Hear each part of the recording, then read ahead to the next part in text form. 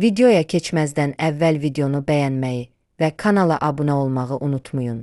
Rusiyanın Gazprom şirkəti son 30 ilin ən böyük neft ehtiyatının kəşf edildiyini açıqlayıb.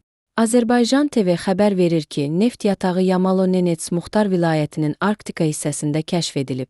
Şirkətin açıqlamasına görə Yujno-Novoportovskoye və Saletinskoye yataqlarının sərhədləri daxilində aparılan qazma əməliyyatları nəticəsində 55 milyon ton neft ehtiyatı olan nəhəng yataq aşkar edilib. Kəşfin Rusiyanın 2050-ci il enerji strategiyası məqsədlərinə uyğun olaraq çox vacib olduğu bildirilib. Şirkət əldə edilən məlumatlara əsasən regionda əlavə kəşfiyyat işlərinin davam etdiriləcəyini və yeni ehtiyatların işlənməsi üçün hərtərəfli istehsal proqramının hazırlanacağını açıqlayıb. Azərbaycanda və dünyada olan ən son xəbərlərdən xəbərdar olmaq üçün Azərbaycan TV kanalına abunə ol və bəyən.